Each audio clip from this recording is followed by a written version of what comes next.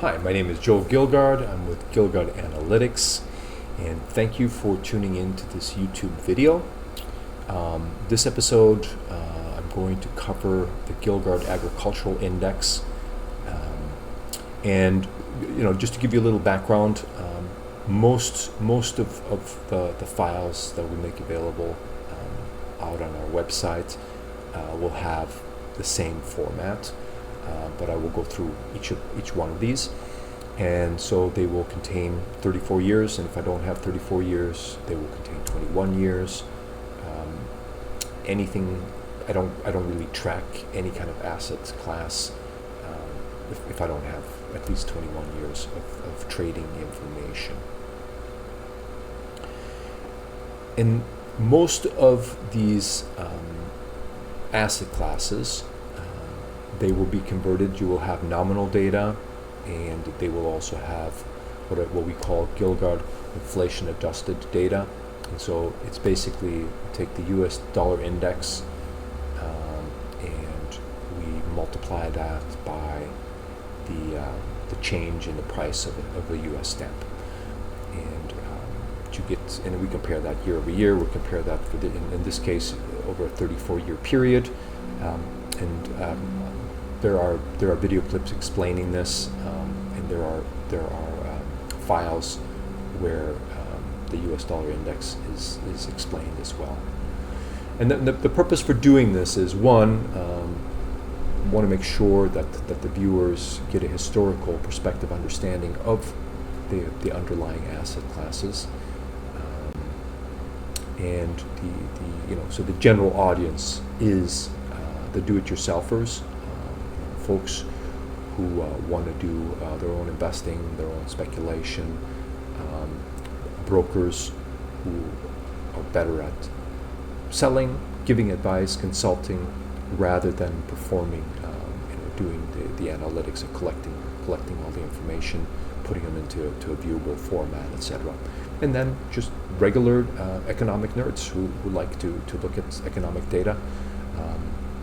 Because this data is basically just I've used this for the past 20 years,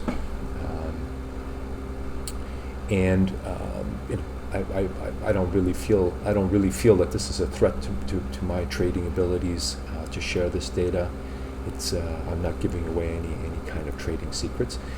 This information is readily available out on the web. It might not be as succinctly put together, easily, basically fingertip-ready data where you can compare one asset class to the other across time periods, but so it's there.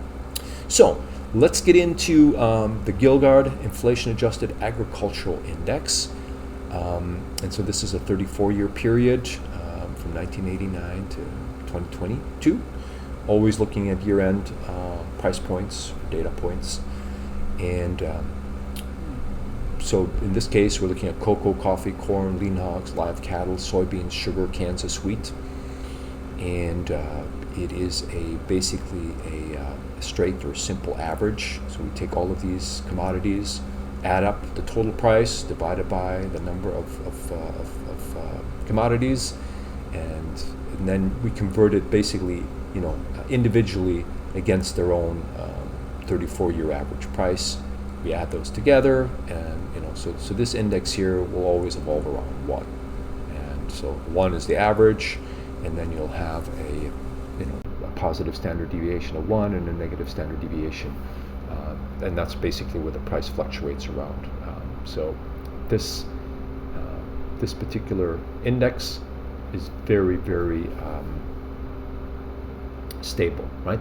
So you've had 2, you might even have had 3 periods within the last 34 years where you could have bought and sold and done reasonably well. And again, this is just year-end data, right? There could have been price points in here where the price snuck below standard deviation as a basket of different commodities. The most of these files will contain also basically a cycle value. And so here you'll see, the chart above showed a composite, right? This one here will show the individual commodities. And the way to read this graph here is, anything at zero, basically, the price of cocoa, for example, coffee, they're hovering around average. Whereas corn, there's a negative number here, means that, from a cyclical value, it's less valuable because the price is higher, right? Live or lean hogs is a positive to buy.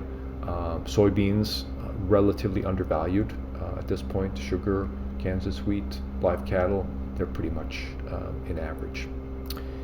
So going into the next tab, you'll see everything starts at the left, with the years here. Let me see if so it starts at 1989.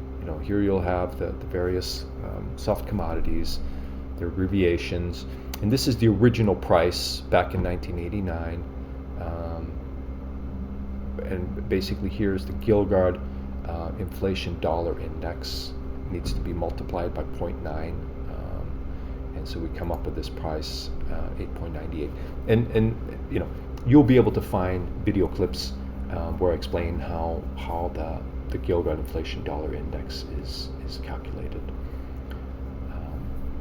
And so, just to give you, this is the price that I'm really interested in. Now, when you trade, you probably want to look at the real price. But this gives you a good understanding of where cocoa is. It's just slightly, from a generational perspective, it's just slightly overvalued. Coffee is just slightly undervalued. So you can take this chart when you go to Starbucks and just say, hey, you can't raise prices like this. The average price of a coffee bean is slightly below average.